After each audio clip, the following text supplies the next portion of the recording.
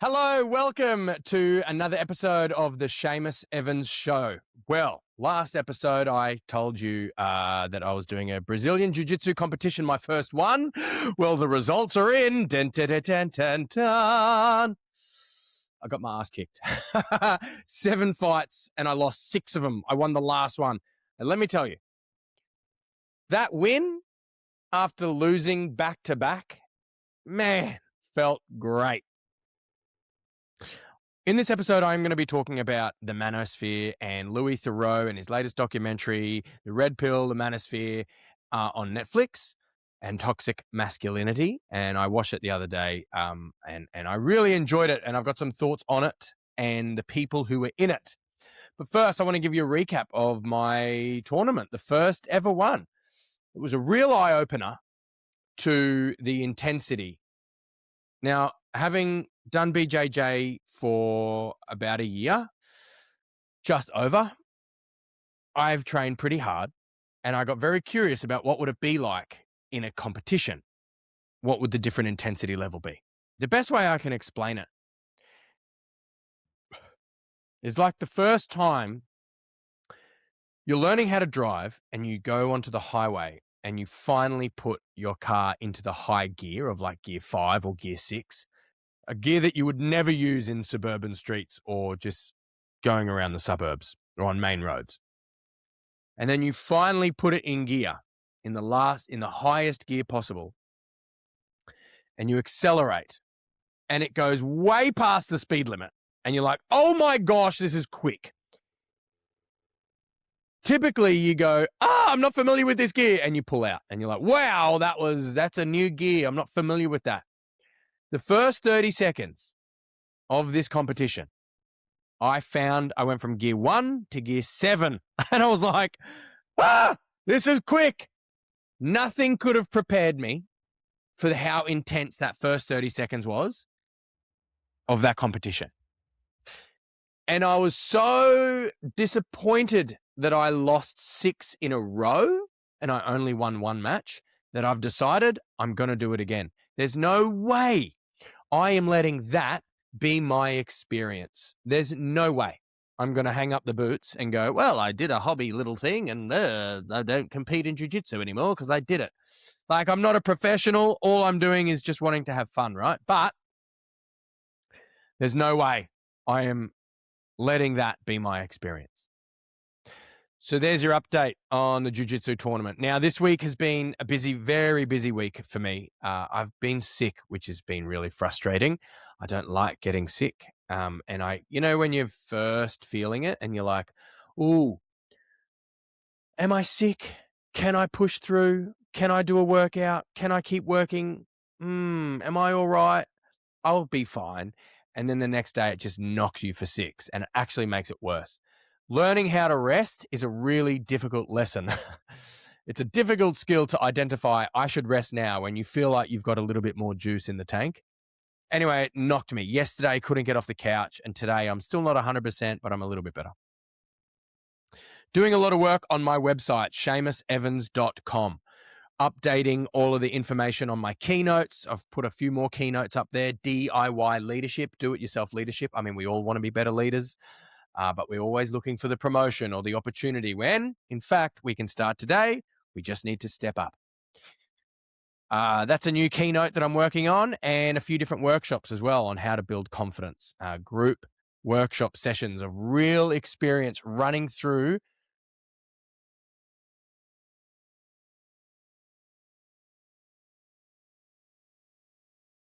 games and exercises to build your confidence, something I've learned over almost 2 decades of performing. How to turn on the confidence when you're not feeling it inside. But let's talk about Louis Theroux. Louis Theroux and the Netflix documentary, The Manosphere, taking the red pill. Now, he goes through and interviews and meets with a whole bunch of different toxic masculinity influencers who are really misogynistic.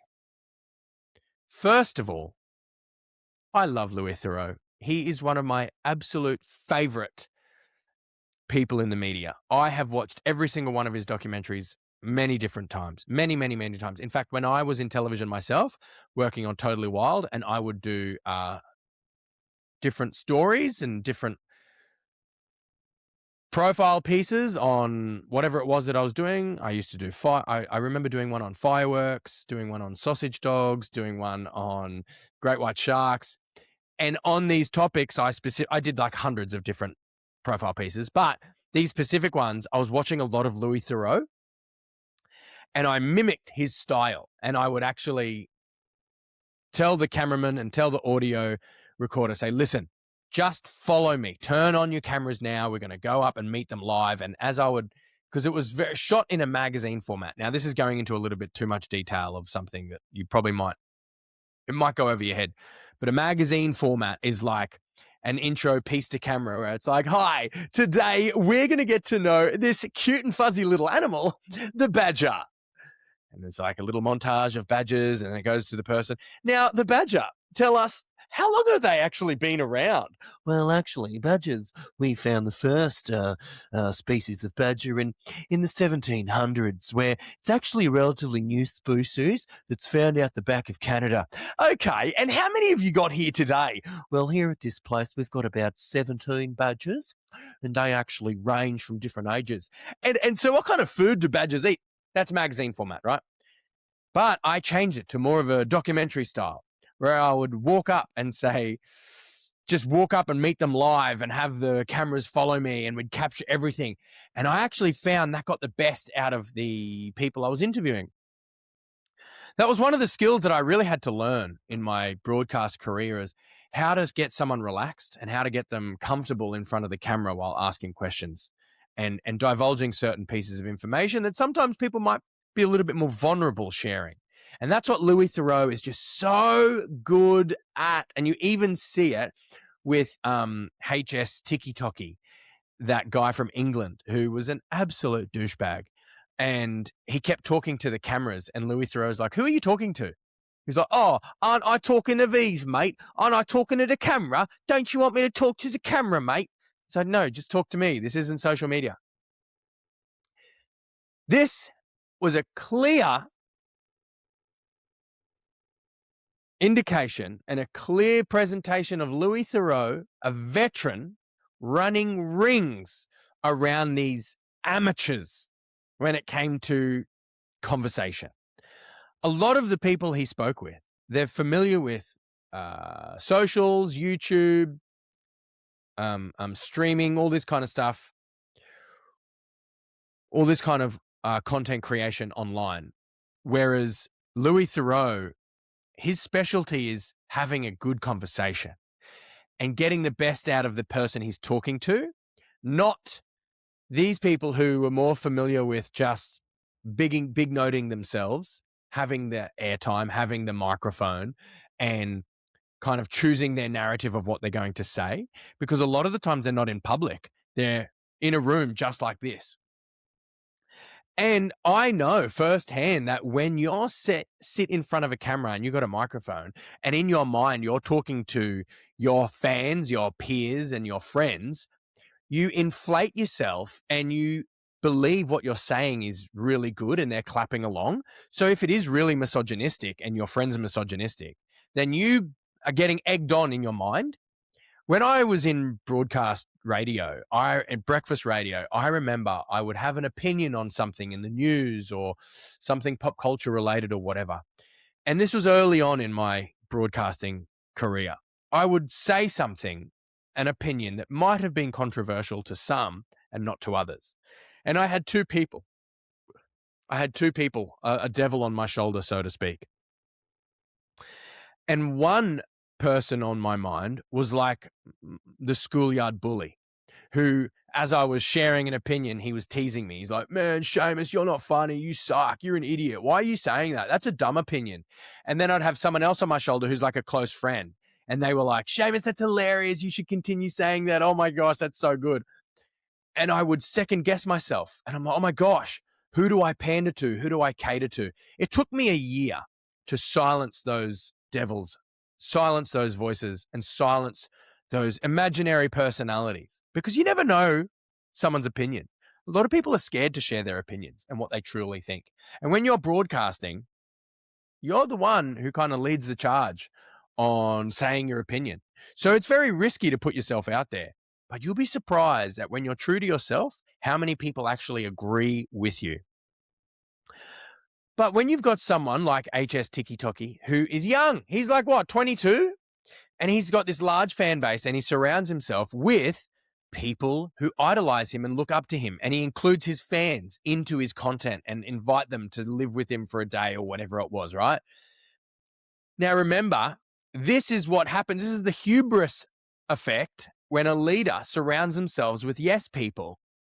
You don't get the sense of reality and you don't get met with the devil's advocate. Therefore, you make mistakes. And this is the mistake HS Tiki-Toki was making so much money, but have no one to challenge him.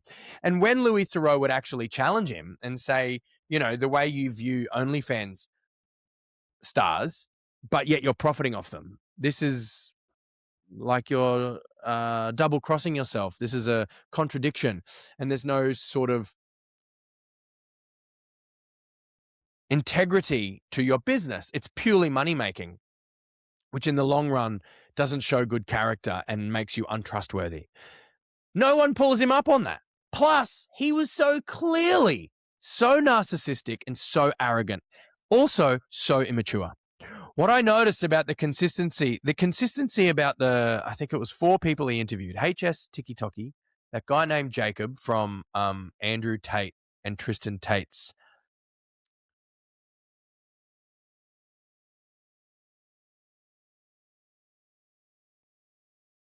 university type online college of learning how to be a man or whatever. Then he's got that guy who got banned from YouTube. I fell asleep during that part. Then he has that fresh and fit podcaster and HS Tiki-Toki. Every single one of them seemed really insecure. Like when they were talking and their partner wasn't there, and they were really like big noting themselves and yeah, I don't care. This is how I am. And she cooks and cleans. And then their partner turned up and they just fully backtracked. Their tail went between their legs like a Labrador after it's been kicked up the bum from taking a dump on the neighbor's yard. Like they got so scared and backtrack, and you could see the fear enter their eyes and the confidence drain. Like you saw it firsthand. I was like, man, these guys are fake. Clearly, they're just saying stuff for the sake of it. Especially the Fresh and Fit podcast. Like that, I definitely noticed he doesn't practice what he preaches. HS Tiki-Toki clearly, again, doesn't practice what he preaches because he never spoke to his mum like he spoke to Bonnie Blue. He would buckle the moment his mother would say anything to him. He had so much respect for his mother, and yet he doesn't have any respect for women. And it really kind of blew my mind because this is not real toxic masculinity. This is fake. This is just a facade. People are doing this because they make a brand out of it and they're doing it for money. They're literally selling themselves. Instead of prostituting themselves out like Bonnie Blue and selling their body, they're selling their mouths and their words and their opinions. It's an act. It was fake. I mean, sure, some of them might live it as much as they possibly can, but it seemed like they were only doing it because they were getting ratings, they were getting views, they were getting clicks, subscribers, and money, which clearly indicates that there's a market out there for vulnerable people who attach themselves to people who appear to be strong and confident. And a lot of men who have been rejected by women get angry because they feel shame about themselves. And then they look up to these people and they idolize them and they look up to them going, I want to be like that. Now, I did notice a consistency of vulnerable men who have experienced problems like losing a brother and, you know, not having a very nice home life or homelessness or whatever, and they want to better themselves. So they look up to these people and they mimic a lot of what they're saying. And a lot of what they're saying, it's almost like you can't identify which one's toxic and which one's helpful. Like the professional development space is is very, very big. In fact, if you watch an old documentary from Louis Theroux where he talks about the personal development, he enters that world of like neuro-linguistic programming, hypnosis. Marshall Silver is in there. That's one of my favorite. I think it's Wacky Weekends, Weird, Wonderful Weekends with Louis Theroux. I'm pretty sure it's that, or it's he just does a full profile piece on that whole industry. It's brilliant. I love it. I'll put a link in the description of this, actually. That industry is a really big industry of self-help, self-development. That's the industry that I sit in, and it's massive. There are so many vulnerable people out there who don't go to a psychologist. Instead, they look at influencers for help, and they go to ChatGPT. And this is the problem. You get vulnerable people who are lost, and they're strong, but they're just lost, and they don't have a leader, and they don't have a solid role model in their lives. So their role model becomes someone who isn't a professional, is insecure with themselves, and they're putting on a bravado, and it's fake. So then they're putting out all this information out there, and it builds someone up. Something that I've learned being in this professional development, personal development space, being able to motivate someone is actually really easy. Motivation is an emotion. It's a feeling. And you can use certain tricks to make someone feel motivated. Action sparks motivation. And you can just, if you are really good at communicating, you can speak into someone's lives and get them to convince themselves to get off the couch. That's an action, and action sparks motivation. This is a skill set that I've developed over 5 years of being a motivational speaker. I've seen it work. I've been to conferences. I see motivational speakers. In fact, I used to go to Hillsong when I was young. Those preachers, a lot of them, motivational speakers, right? Anyway, you can do it. You can motivate someone. But when the content is slightly skewed towards anger, shame, and hatred, this is where you get danger. This is where you get a young man who's full of testosterone, full of shame, full of guilt, full of hatred towards women because they've been rejected by their crushes. That's where it's dangerous. And now this is where we read about women being attacked by men. And it's a horrible, horrible thing. If any man is so weak and gutless that they can't control their own physical actions when they experience an emotion, that's a very sad, sad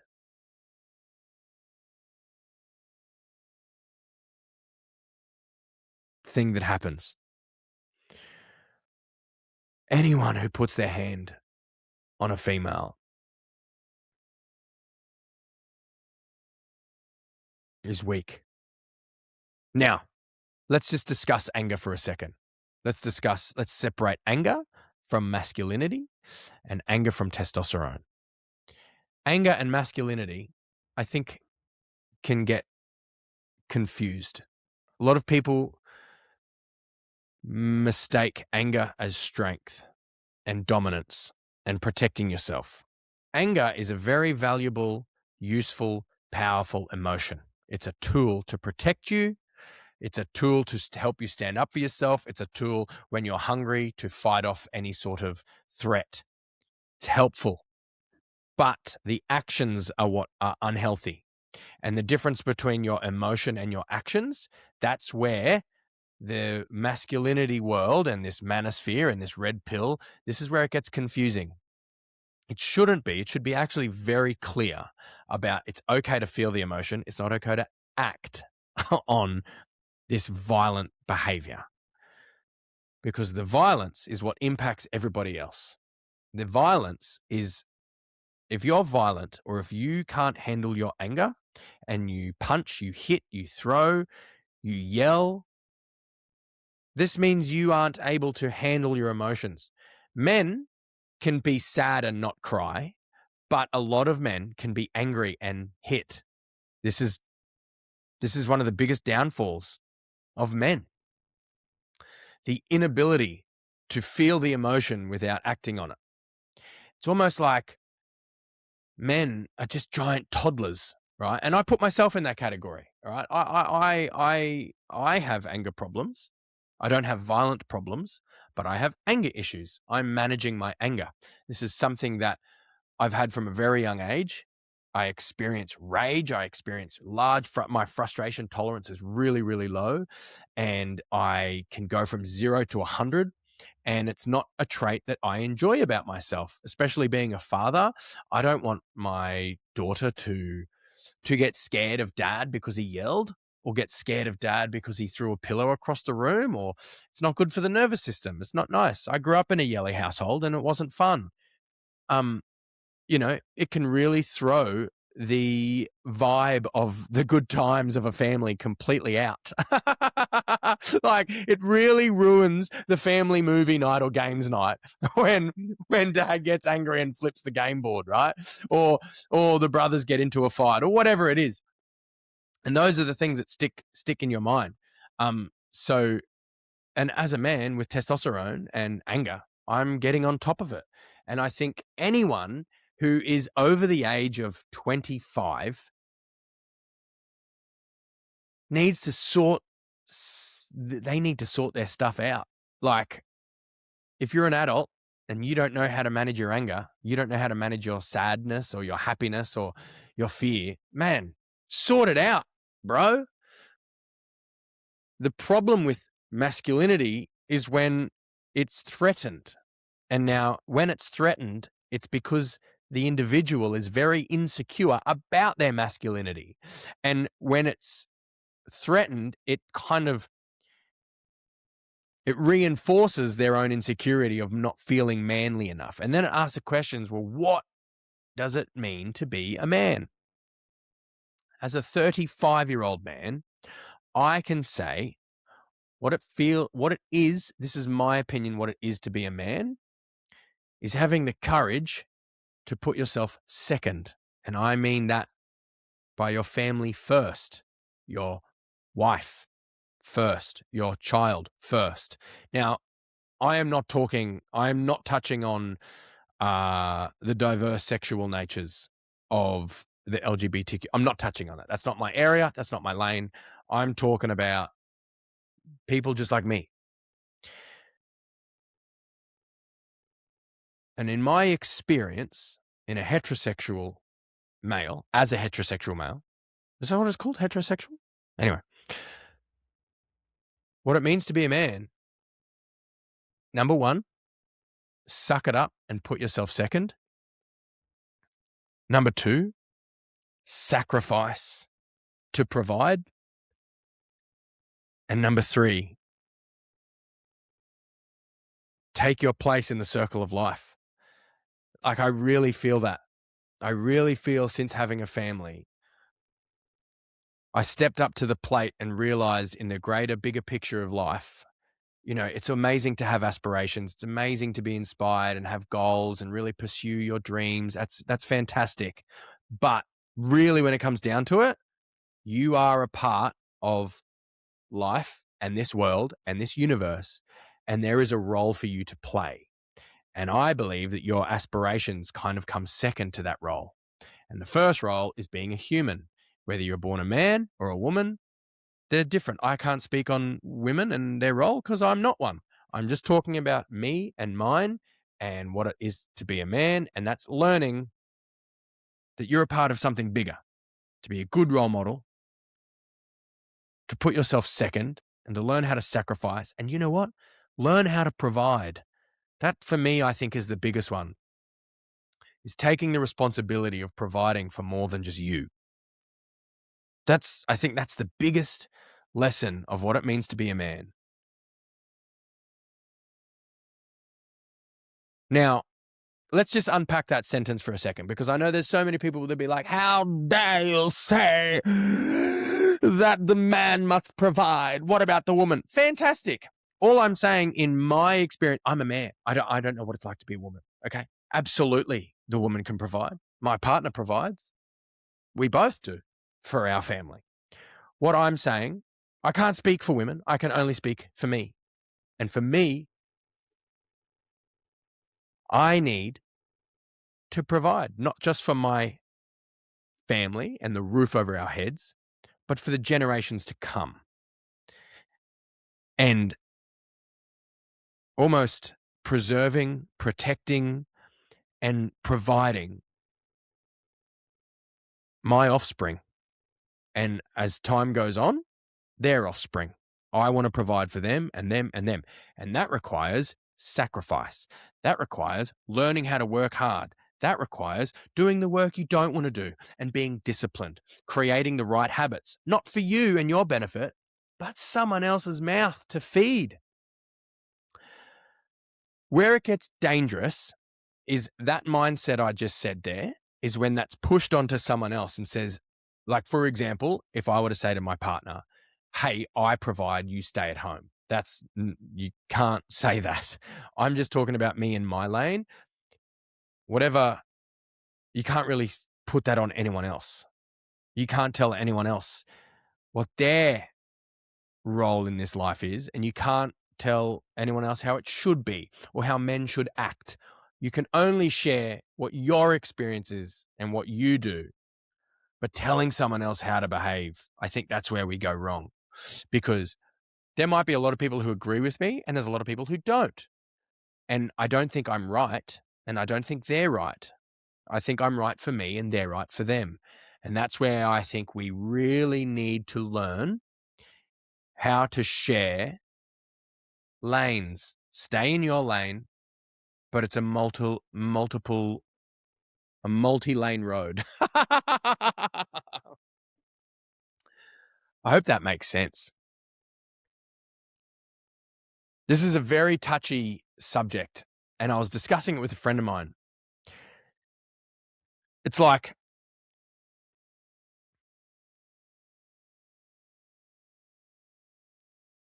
the battle between the sexes has been going on forever, but it only seems like in recent years, the whole toxic masculinity thing has been around and extreme feminism and the battle between them, where I actually feel like you can be masculine and a feminist without it taking away or making it emasculating for you as a man. And I definitely have kind of come to that conclusion because I have a daughter. And understanding that men and women are so different and you kind of can't put yourself in their shoes because you have no idea what it's like to be in their shoes. We're wired differently. And it's just so obvious that we're wired so different. And I think it's wrong to kind of tell anyone how they should be when you don't understand how they're wired. Like, you've got your wiring and they've got their wiring. So stick with your wiring. Anyway, the problem with toxic masculinity is it's not a masculine, it's insecurity. It's okay to be masculine. It's okay to have strong opinions. It's not okay to be insecure. That's my take on it. I saw across the 4 people he met with, they were all insecure about their own masculinity. So they create this larger self and this overcompensated and put on this bravado to prove how masculine they are and how it should be, when they're so worried about how the world should be and they're not focused on themselves. Like, let's look at them. That Jacob, was it Jacob or Justin? And then HS Tiki-Toki, fresh and fit, and the other guy, none of them had good relationships. How do you know what it's like to be masculine when you don't even have the yin and yang of feminine?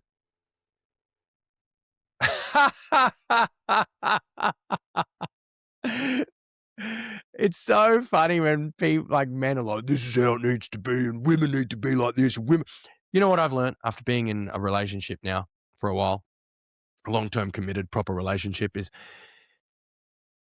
any man, if they think they wear the pants, men think they wear the pants, but they don't. It's the women. Now, any man who says that they actually wear the pants is lying. Any man who does wear the pants is divorced. we can argue this as much as we want, but at the end of the day, women control men. Behind every great man is a great woman. And I think once you understand that, you can play the game.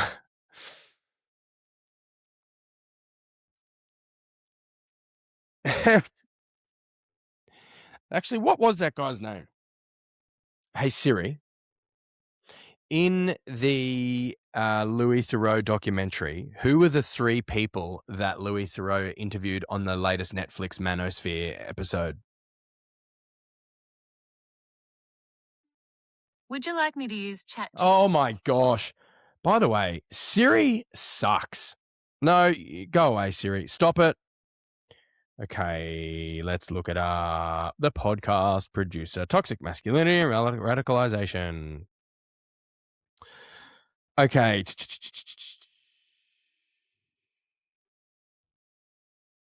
Oh my goodness.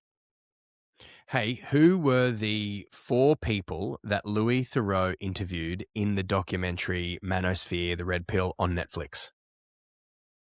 What? What's it doing? Come on.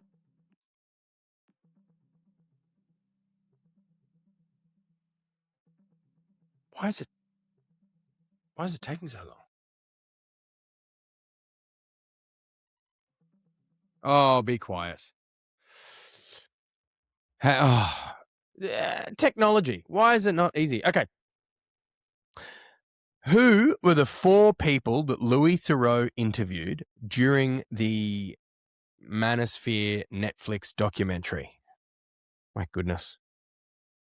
Honestly, this gets me so frustrated. I really wish I could just get a coat hanger, hog tie myself up, and slap my feet. That would be more enjoyable than dealing with Siri.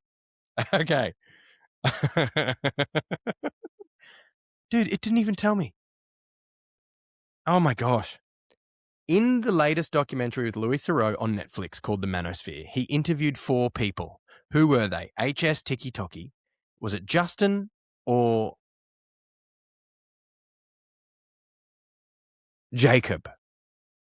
And then the guy from Fresh and Fit. Who were they? Come on, ChatGPT. Like, if you don't answer this.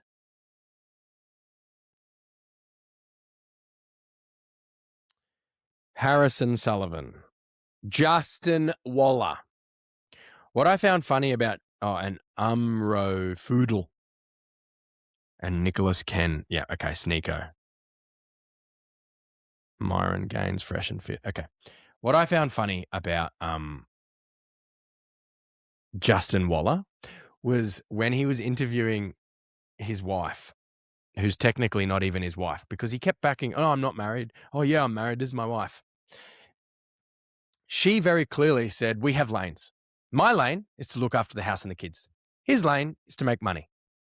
And I think to her, God bless. She knows exactly what she signed up for, and it's to take his money.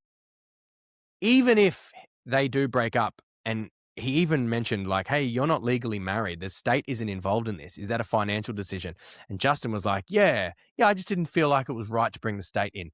Clearly, that's just him being greedy and not wanting to hand over money if they ever break up. But man, doesn't matter. She's entitled to more than half. So she knows what's doing. She gets it. And God bless. All the power to her. He sounds like an idiot. Sorry. I mean, I think he's done really well, and he built that steel company. He's now doing a lot of like success coaching, and he's probably doing really well. He said his net worth was like $30 million. I mean, good on him. That's incredible. But you can tell she's got the last laugh. She's in the mansion. She's looking after the kids. She's keeping the fires burning. She turns a blind eye to some of his antics. And if it all ends, she's going to take most of it. Anyway, it's a fantastic documentary, and I really recommend you watch it. And I'd love to know if you've gotten this far in this episode, what do you think about what I've said in regards to what it is like to be a man and putting yourself last, and stepping up to the plate, learning how to provide, and fulfilling your role in the circle of life. I'd love to know what your thoughts are on it and the documentary. Leave a comment below. Thank you so much for listening and watching. Peace out.